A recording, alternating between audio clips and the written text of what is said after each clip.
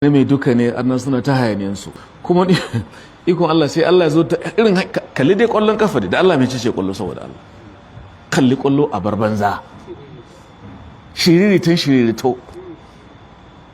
amma kalli inda Allah ya doki kan kafare akan kwallo a Qatar akun sabon da ya faru a zamanin ku akai Qatar mai tai ne ta nemi a bata mu shigo da wani ta nemi a bata damar daukan nauyin cin kofin duniya fiye da shekara 12 baki isa ba who are you a poor nation ga ta kasa ya cir yan kaɗan duk kasashen laraba ba mai fadin algeria ba mai kuma karancin bahrain ƙasa tana cin ƙananan kasashe duka ba su kai Kano ba wane su amma sai arziki kudi ma dudu akwai kudi a tun da kudi ba magana ta kare ba an taba wasan kwallo da aka kashe kudi irin bana dala biliyan 220 ina ma kuma mu yan kai din dolar ya akhi dolar ba fa nairat ba dolar balarabe in zai gama ta ce dolar isa r ka ji da kyau ce dolar dala biliyan bilba ba fi miliyan ba bilba Allahu akbar 220 dala ainihin biliyan daya kai wasa da ita haka ba suka kashe akan kwallon nan to amma abin da zai baka mamaki yadda kafirai suka yi ta komaji ba isa ba suka yi shuru ashe akwai abin da suke nufi sai da abin ya zo kusa ko da kamar sati suka ce daga dokokinmu ba magana giya suka ce what? ba magana giya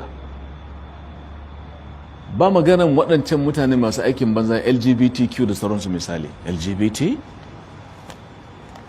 masu lesbianism da ainihin kaza aikin banza ne misali babu kar ku zo mana shi kuma ana kan kwallo sai ka ji malam an fara kiransa a tsaya a yi sallah ka taɓa jin haka ai malam sai hankalinsa ya tashi ta ce to menene wannan ne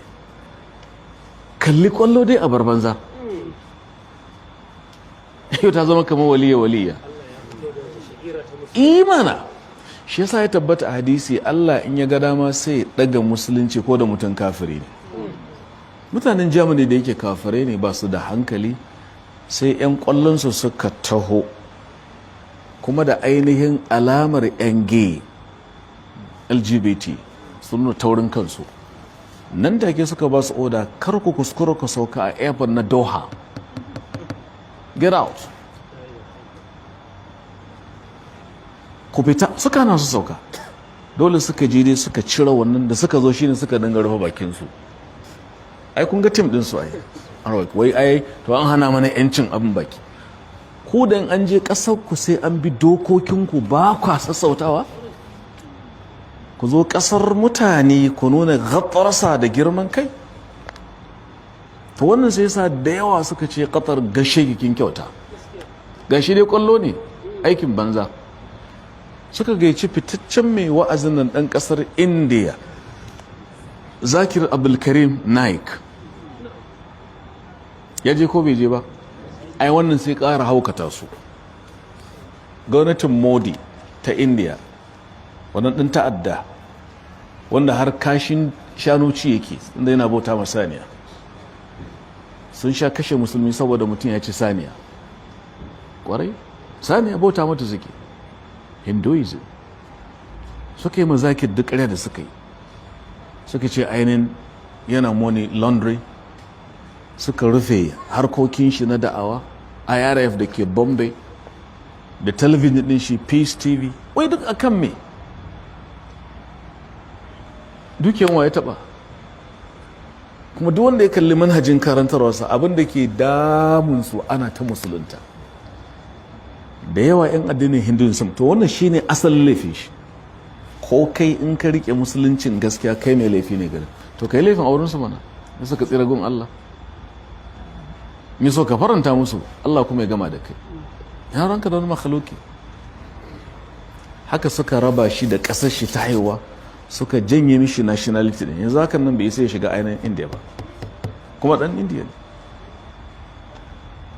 suka ba shi zama dan ƙasan Malaysia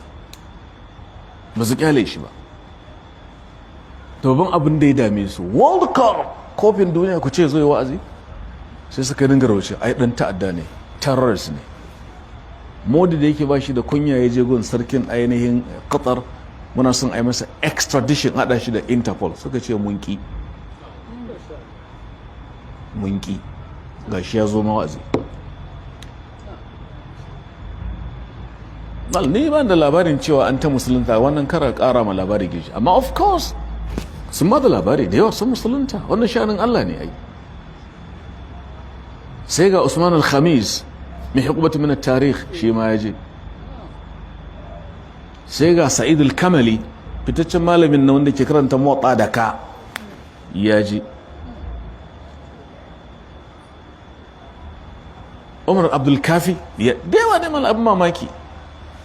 ana kwallo sai ga tsayar akwai wanda in suka ji karatu da wani yaro mai ban mamaki al'ajabi wanda yake kamar is physically challenged in kun lura misali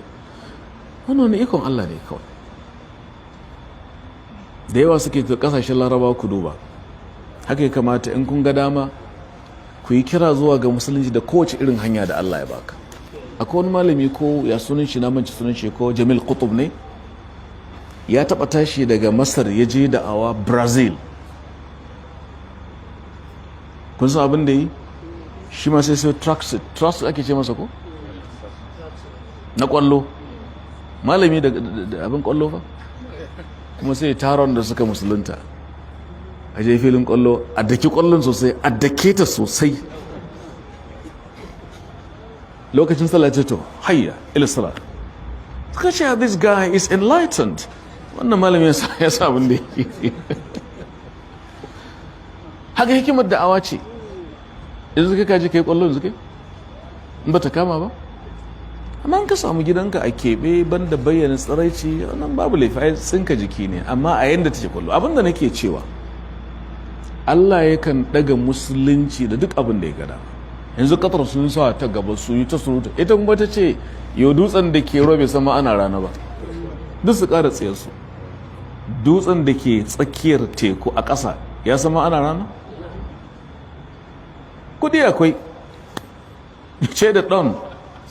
a shi kenan ba kuma an kashe kudin amma mamakin da nake dala biliyan 220 to Allah ka ba mu so mu sarrafa su yadda ya kamata su a ganin su yadda ya kamata kenan sun hana kuma shan giya wasu na cewa a sun daga kafa to sai dai muna cewa da su in za ku hana giya ya ko Qatar to ai ana sai da giya kuma a ainihin jirgin ku kwarai Qatar Air suna sai da giya ni na ga wannan dan na hau daga Doha zuwa Singapore 2013 suna sai da giya to in za ku wannan babban jihadi to ku hana a jirgin ku ban sani ba 2013 kusan shekara 10 kila ko kun daina yanzu Allahu a'lam amma ni shaida ne suna irin su Emirates ban hau wannan an ban labari amma za ka yi mamaki jirgin Egypt Air ba sai da giya kila za ka fi tsammani kamar Egypt jirgin Biman Air da Bangladesh ba sa sai da giya a ciki dan na hau Biman daga ainihin Dubai zuwa ainihin wato Dhaka Bangladesh ba sa sai da giya to ya kamata ashe in za ku yi kokari ku hana sai da giya a airline ɗinku misali don wannan jihadi kuka yi babba suka ce ba su taɓa ganin ainihin wasan ƙwallo da aka yi masa gata irin wannan ba